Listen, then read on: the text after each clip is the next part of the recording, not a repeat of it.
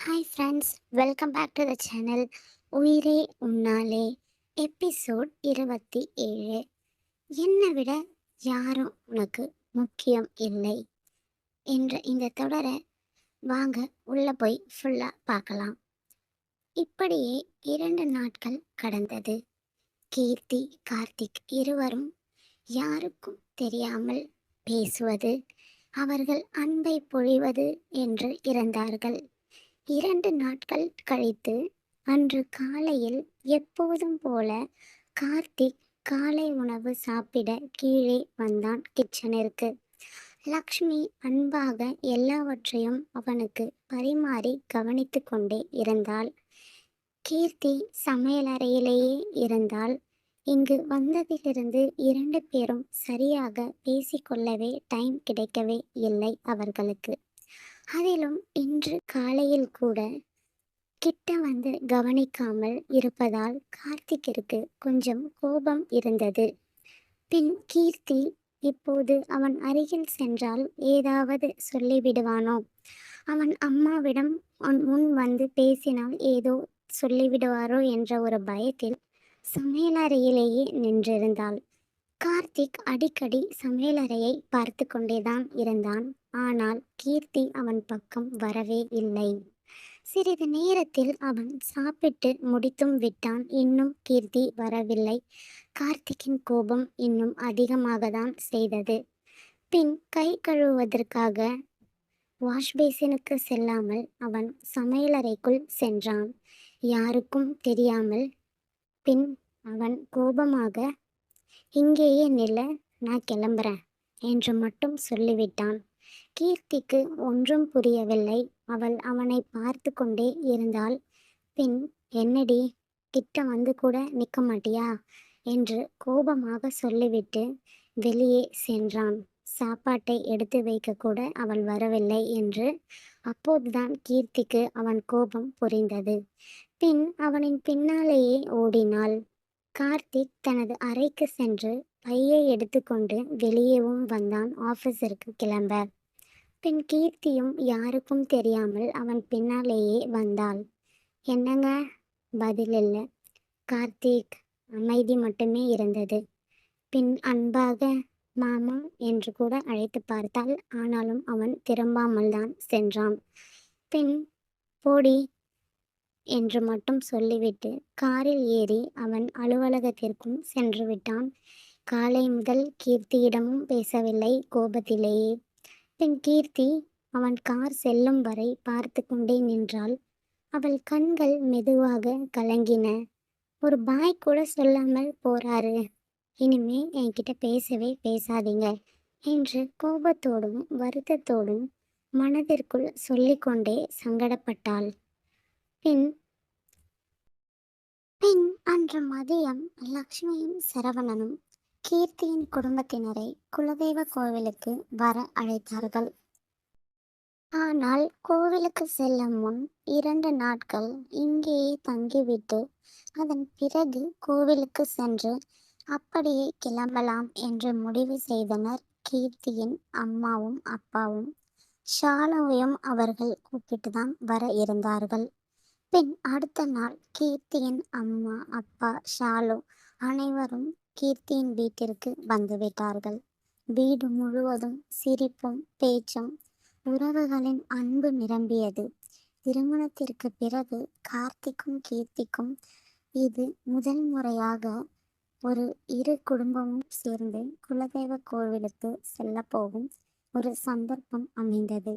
அனைவரும் ஒன்றாக அமர்ந்து பேசிக்கொண்டிருந்தார்கள், அவரவர்களோட ஃப்ரெண்ட்ஸுடன். பின் கீர்த்தி அம்மா, அப்பா, ஷாலு என்று எல்லாருடனும் பேசி சிரித்து கொண்டிருந்தாள். அந்த சந்தோஷத்தில் கார்த்திகை ஒரு நொடி மறந்தேதான் போனாள். வீடு முழுவதும் கதைகள், சாப்பாடு, கிண்டல்கள், படம் பார்ப்பது, அரட்டையடிப்பது என்று சரவணனும் கீர்த்தியின் அப்பாவும் எல்லாரும் சேர்ந்து மிகவும் சந்தோஷமாக இருந்தார்கள். பின் சிரிப்புகள் என்று ஒரே கலகலப்பாக தான் வீடு முழுவதுமாக இருந்தது. சரவணனும் சுரேஷும் தனியாக அமர்ந்து பேசிக் கொண்டிருந்தார்கள் அவர்களுடைய வாழ்க்கை கடந்த காலங்களை. லக்ஷ்மி, கமலா, கீர்த்தி மூவரும் வேறு பக்கம் பேசிக் கொண்டிருந்தார்கள். ஷாலு டிவியில் கார்ட்டூன் பார்த்து கொண்டும், கீர்த்தி வீட்டில் கார்த்திக் வைத்திருந்த அந்த பொம்மைகளுடன் விளையாடி கொண்டும் இருந்தாள். அவளுக்கு தான் கொஞ்சம் ஃப்ரெண்ட்ஸ் கம்மியாக இருந்தது. பின் இங்கே கார்த்திக் அலுவலகத்தின் வேலை பளுவில் மூழ்கியிருந்தான். காலையில் கோபமாக வந்தவன் கீர்த்தியிடம் பேசவில்லை, அவளுக்கும் பேசவில்லை. ஒரு மெசேஜ் கூட இல்லை, ஒரு ஃபோன் கூட இல்லை இருவருக்கும். பின் இவை அனைத்தும் சேர்ந்து அவன் கோபத்தை இன்னும் அதிகதான் படுத்தியது. அவன் வேலையிலேயே மூழ்கிக் கொண்டிருந்தான். கீர்த்தியையும் அவன் ஒரு நிமிடம் மறந்துதான் போனான். அவனுக்கு மீட்டிங்ஸ் பல இருந்து ஹரீஷுடனே அவனுடைய நாள் முழுவதுமாக சென்றது. பின் மதியம் 3 மணி அளவில் கீர்த்தி, லக்ஷ்மி, கமலா, ஷாலு என அனைவரும் அருகில் இருந்த மாலுக்கு கிளம்பி சென்றார்கள். அங்கு ஷாலுவுக்காக நிறைய கேம்ஸ் விளையாடினர். அதன் பிறகு அவர்களுக்கு பிடித்த உணவுகளை வாங்கி கொடுத்தாள் கீர்த்தி. பின்னர் அனைவரும் சேர்ந்து ஒரு திரைப்படமும் பார்த்து முடித்தார்கள். அதிலே அவர்களுக்கு பாதி நாளும் சென்றுவிட்டது. அந்த நாள் முழுவதுமே அவர்களுக்கு ஒரு கேர்ள்ஸ் அவுட்டிங்காக சிரிப்பும் கலாட்டாவும் சந்தோஷமுமாக சென்று நேரத்தை செலவழித்தனர். அப்படியே கலகலப்புடன் இரவு மிகவும் களைப்பாகவும் ஆகிவிட்டனர். பின் 8 மணி அளவில் வீட்டிற்கு திரும்பிக் கொண்டிருந்தார்கள் அவை அனைவரும். அந்த நாள் முழுவதும் கீர்த்தியின் மனதில் கார்த்திக்கின் நினைவே வரவில்லை. வீட்டிற்கு வரும் வழியில்தான் கீர்த்தி தனது மொபைலையே எடுத்து பார்த்தாள். அதில் சிடுமூஞ்சி என்று 2 மிஸ்டு கால்ஸ் இருந்தது. அதை பார்த்ததும் தான் அவள் சற்று பயந்துதான் போனாள், அவனிடம் பேசவில்லையே என்று. பின் அதை பார்த்ததும் அதிர்ந்து, ஐயையோ, இவர்கிட்ட பேசவே மறந்துட்டேனே என்று தலையில் கை வைத்துதான் கொண்டாள்.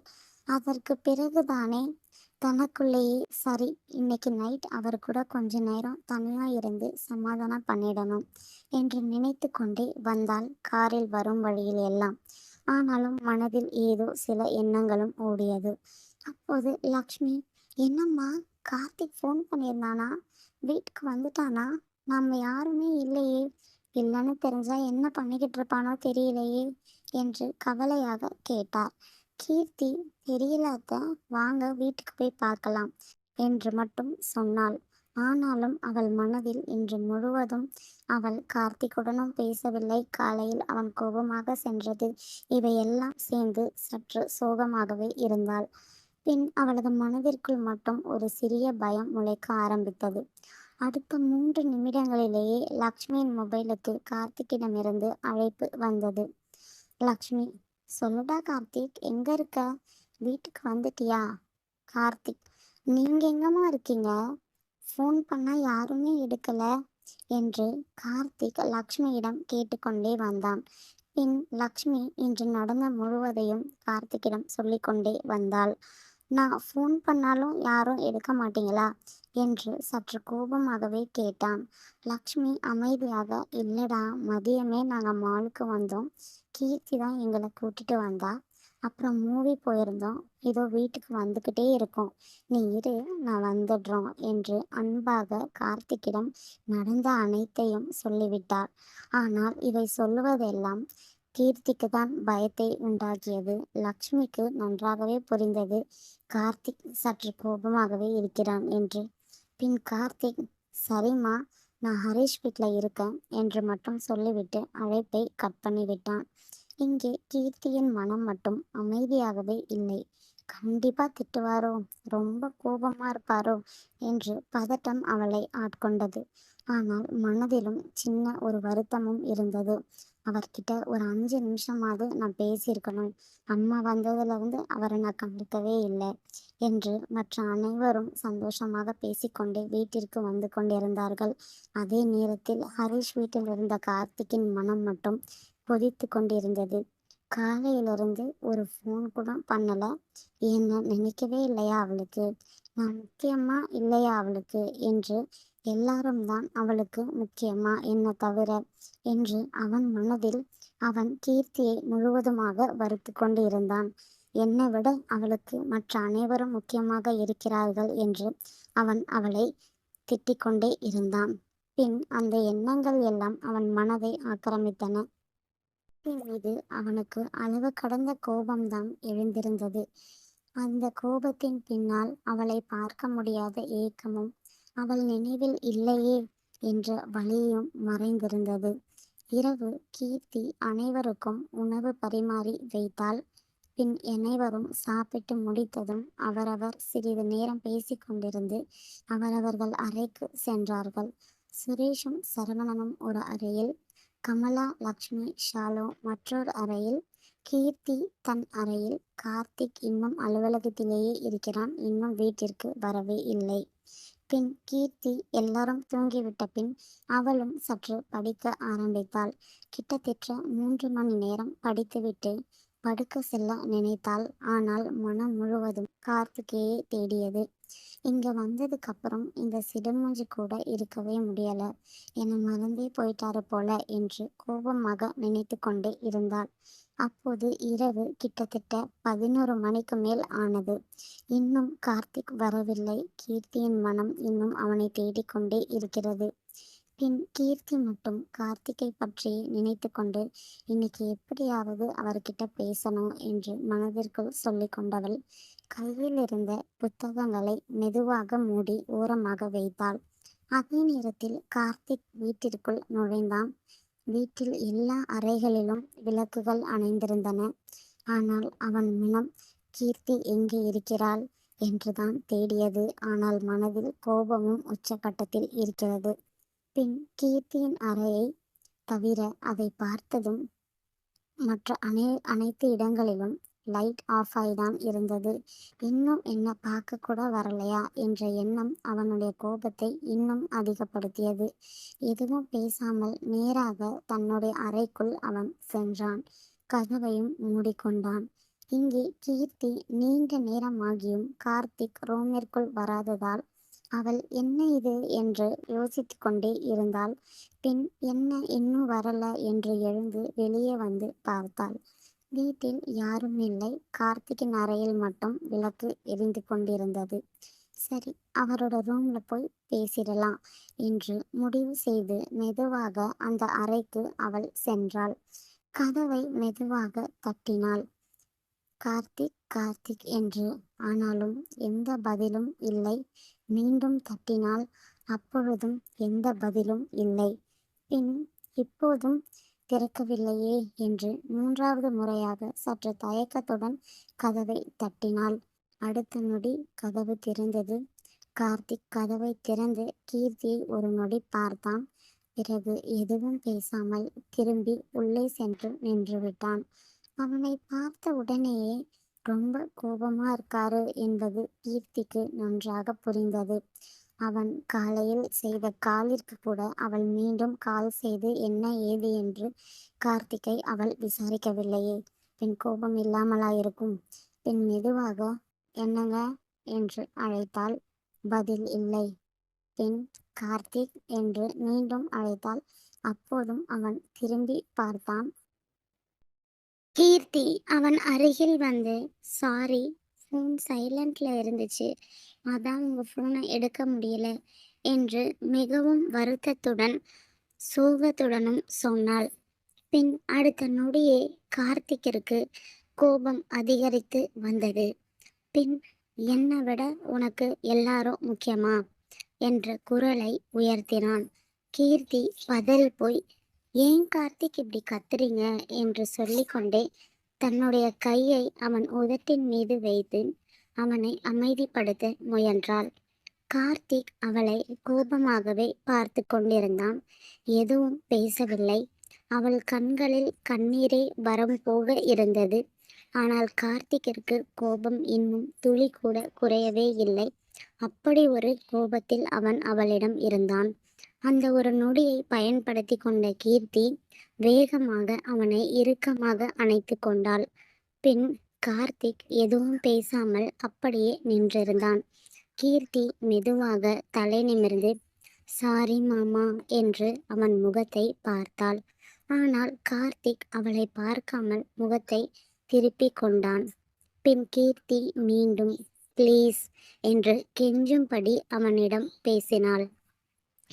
அப்பையும் அவன் எதுவும் பேசாமல் இருக்க மீண்டும் கெஞ்சினாள். அப்போது கார்த்திக் அவளது தாடையை மெதுவாக தூக்கி அவளது கண்களை நேராக பார்த்தபடி, என்ன தவிர உனக்கு யாரும் முக்கியமில்ல, புரியுதா என்று மிகவும் அழுத்தமாக சொன்னான். கீர்த்தி அவனுடைய கண்களை பார்த்தபடியே மெதுவாக ம் என்று மட்டும் தலையசைத்தாள். அப்பொழுது கீர்த்திக்கு உள்ளுக்குள் சற்று ஒரு நொடி பயம் மட்டும் இருந்தது. ஆனாலும் அவள் அதை காட்டிக்கொள்ளாமல், கீர்த்திக்கு நன்றாகவே தெரியும் கார்த்திகால் அவளிடம் பேசாமல் வராமல் இவ்வளவு நேரம் இருக்க முடியாது என்று. பின் அவன் மெதுவாக அவளிடம் என்ன சாப்பிட்டியா என்று கேட்டான். கீர்த்தி எதுவும் பேசாமல் அவனை அணைத்து கொண்டாள். அந்த நொடி கார்த்திக்கும் எதுவும் பேச தோன்றவில்லை. அவளிடம் இருந்தாலே போதும் என்றபடி இருந்தான்.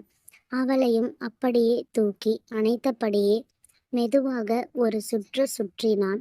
கீர்த்தியும் அவனை இன்னும் இறுக்கமாக அணைத்து கொண்டாள். பிறகு அவன் காதருகில் வந்து மெல்ல மிஸ் பண்ண உங்கள என்று சொன்னாள். அந்த ஒரு வார்த்தை கார்த்திக்கின் முகத்தில் இருந்த நாள் முழுவதுமான கோபத்தை ஒரே நொடியில் அது கரைத்துதான் விட்டது. பின் அப்படியே இருவரும் ஒருவருடன் ஒருவர் அன்பாக இருந்தார்கள். பின் கார்த்திக் சரி நீ ரூமுக்கு போ, நான் ஃப்ரெஷ் ஆகிட்டு வரேன் என்றான். கீர்த்தி எதுவும் பேசாமல் சரி என்று சொல்லிவிட்டு கிளம்பினாள் கீழே. அவள் செல்லும் முன் கார்த்திக் மீண்டும் கீர்த்தி என்று அழைத்தான். கீர்த்தி திரும்பி பார்த்தாள். அவன் தூங்காத, வரேன் என்று மட்டும் சொன்னான். சரி என்று கீழே ரூமிற்கு சென்று சற்று படிக்க ஆரம்பித்தாள் கீர்த்தி. ஆனால் அன்ற அட்டவணையைப்படி படித்து முடித்தது தெரிந்தவுடன் மீண்டும் படுத்தாள். அதன் பிறகு கார்த்திக் குளித்துவிட்டு அமைதியாக மீண்டும் கீர்த்தியின் அறைக்கு வந்தான். வீட்டில் அனைவரும் ஆழ்ந்த உறக்கத்தில் இருந்ததால் யாருக்கும் தெரியாமல் மெதுவாக கதவை சாத்திவிட்டு உள்ளே வந்தான் கீர்த்தியிடம். கீர்த்தி அவனை பார்த்ததும் வெட்கத்துடன் சிரித்தாள். பின் என்னங்க, யாராவது பார்த்துடுவாங்க என்று மெதுவாக அவனிடம் சொன்னாள். பயம் இருந்தாலும் கார்த்திக்குடன் இருக்க வேண்டும் என்ற எண்ணமும் இருந்தது கீர்த்திக்கு. கார்த்திக் அவள் அருகில் வந்து நின்று, அதனால தான் காலையிலேயே நானே என் ரூமுக்கு போயிடுவேன், ஆனா இன்னைக்கு மட்டும் உன்னை விட்டு என்னால் இருக்கவே முடியாதுடி என்றான். அந்த வார்த்தைகளில் இருந்த ஏக்கத்தை உணர்ந்த கீர்த்தி வெட்கத்துடன் தலைகுனிந்து சரி என்று மெதுவாக தலையசைத்தாள். பிறகு கார்த்திக் கட்டிலின் மீது 2 தலையணைகளை எடுத்து இருவருக்கும் நடுவில் அடுக்கி வைத்தான். அதை பார்த்த கீர்த்திக்கோ சற்று சிரிப்பு வந்தது. பின் அவள் உதட்டை சுளித்தபடி, கார்த்திக், இது உங்களுக்கே கொஞ்சம் ஓவரா இல்லையா என்றாள்.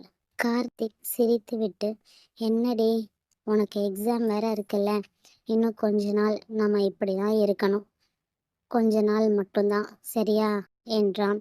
கீர்த்தி முகத்தை சுருக்கி கொண்டு, அதுக்குன்னு என்னை இவ்வளவு தள்ளி வைக்கணுமா என்று குழந்தைத்தனமாக கேட்டாள். என்னதான் அவர்களுக்குள் இப்படி இருந்தாலும் மனது என்னமோ இருவரையும் ஒருவருடன் ஒருவர் சேர்த்து வைக்கத்தான் துடிக்கிறது. ஒருவர் இல்லாமல் ஒருவரால் இருக்கவே முடியாது என்ற நிலையில்தான் அவர்கள் இப்போது இருக்கிறார்கள். அப்படி சொன்னதும் கார்த்திக்கின் முகம் மென்மையாக மாறியது. எனக்கு தெரியும் கீர்த்தி, நான் என்ன பண்ணாலும் அது உன் எதிர்காலம் நல்லா இருக்கணும்னு தான் பண்ணுவேன், என்னை நம்பு என்றான். கீர்த்தி அமைதியாக அவனை பார்த்து கொண்டே இருந்தாள். சரி, இப்ப வா என்று கார்த்திக் மெதுவாக அவளை அழைத்தான். பின் கீர்த்தி, நான் சோஃபாலேயே படுத்துக்கிறேன் என்றாள். ஆனாலும் மனம் என்னவோ கார்த்திக்கிடம் செல்ல வேண்டும் என்றுதான் கீர்த்திக்கு தோன்றியது. பின் அவள் வேண்டாம் என்று சிரித்தபடி அவள் கையை பிடித்து தன் அருகில் அமர வைத்தான். பின் சிறிது நேரத்தில் இருவரும் கட்டிலில் படுத்துக்கொண்டார்கள். நடுவில் அந்த 2 தலையணைகளை இருந்தாலும் அவர்களது கைகள் மட்டும் ஒன்றோடு ஒன்று கோர்த்தபடியே இருந்தன. ஒருவரை ஒருவர் பார்த்து கொண்டே எதுவும் பேசாமல் அந்த அமைதியை ரசித்து கொண்டிருந்தார்கள். கண்களாலேயே அவ்வளவு காதல், அவ்வளவு கோபம், அவ்வளவு பிரிதல் என்று அனைத்தையும் புரிந்து கொண்டு கடைசியில் இருவரும் சேர்ந்த தருணங்களை நினைத்து கொண்டே இருந்தார்கள். பின் இரவின் அந்த மங்களகரமான லைட் வெளிச்சத்தில் கார்த்திக்கின் கண்களை நேராக பார்க்கவே கீர்த்தியால் முடியவில்லை. அவனது பார்வையில் இருந்த அந்த காதல் அவளை முழுவதுமாக வெட்கப்பட வைத்தது. பின் மெதுவாக கார்த்திக் கீர்த்தியின் அருகில் சற்றே நெருங்கி வந்தான். அவளது நெற்றியில் தனது இதழை மென்மையாக பதித்தான். கீர்த்திக்கு ஒரு நிமிடம் எதுவும் புரியாமல், ஆனாலும் அந்த அன்பை அவள் முழு மனதோடு ஏற்றுக்கொண்டாள். பின்னர் அவன் கையை இரு கைகளாலும் பிடித்து கொண்டு அந்த கையின் மேல் மெதுவாக ஒரு முத்தம் பதித்தாள். அந்த ஒரு சிறிய செயலே கார்த்திக்கின் இதயம் முழுவதுமாக நினைத்துவிட்டது. 2 மனங்களும் முழுக்க முழுக்க காதலால் நிரம்பியிருந்தது. அதைவிட அவர்களின் எண்ணங்கள், அவர்களின் இந்த உரையாடல் இவை எல்லாமே அவர்கள் மனதிற்கு மிகவும் சந்தோஷத்தை தான் கொடுத்தது. பின் ஒருவரை ஒருவர் புரிந்து கொள்ளும் அந்த அழகான உறவே அவர்களுடைய காதலை நாளுக்கு நாள் இன்னும் வலிமையாக்கி கொண்டிருந்தது. அந்த இரவு வார்த்தைகளை விட அவர்களின் அமைதியே அதிகமாக பேசிக்கொண்டிருந்தது. அதிகாலை சுமார் 4 மணி இருக்கும். கார்த்திக் மெதுவாக கண் விழித்தான். யாருக்கும் தெரியாமல் தன் அறைக்கு செல்ல வேண்டும் என்று மெதுவாக எழுந்தான். ஆனால் எழுந்து பார்த்தால் கீர்த்தி இன்னும் சற்று ஆழ்ந்த உறக்கத்தில் அமைதியாய் தூங்கிக் கொண்டே இருந்தாள். பின்னர் அப்பதான் அவர்கள் தெரிந்தது, அங்கு நடுவில் இருந்த அந்த தலையணையே இல்லை என்று. அவர்கள் இருவரும் தான் இருந்தார்கள். கார்த்திக்கும் அசதி, கீர்த்தியும் நாள் முழுக்க சுற்றிய அசதி. இருவரும் நன்று உறங்கி கார்த்திக் கீர்த்தியை எழுப்பாமல் அறையிலிருந்து கிளம்பி அவன் அறைக்கு சென்றான். பின் அடுத்த நாள் குலதெய்வ கோவில் பயணம் தொடங்குவதற்கான நாள் வந்தது. அன்று இரவே கிளம்ப வேண்டி இருந்ததால் வீட்டில் அனைவரும் அதற்கான ஏற்பாடுகளில் பிஸியாக இருந்தனர். அடுத்த ஒரு சுவாரஸ்யமான தருணங்களை கொண்ட அடுத்த எபிசோட் இன்னும் மிகவான இன்ட்ரெஸ்டிங்காகவும் இருக்க போகிறது. அவர்களின் குலதெய்வ கோவில் எபிசோட் பின் அடுத்து வரும் அத்தியாயத்தில் அதை பார்ப்போம். தொடரும். உங்களுக்கு இந்த எபிசோட் எப்படி இருந்துச்சு ஃப்ரெண்ட்ஸ்? உங்கள் கருத்துக்களை எனக்கு கமெண்ட்ல சொல்லுங்கள். அடுத்து என்ன நடக்கும்னு நினைக்கிறீங்க? உங்கள் கெஸ்ஸையும் எனக்கு சொல்லுங்கள். இந்த ஸ்டோரி பிடிச்சிருந்தா லைக் பண்ணி என் சேனலை சப்ஸ்கிரைப் பண்ணுங்கள். And thank you for all. Bye.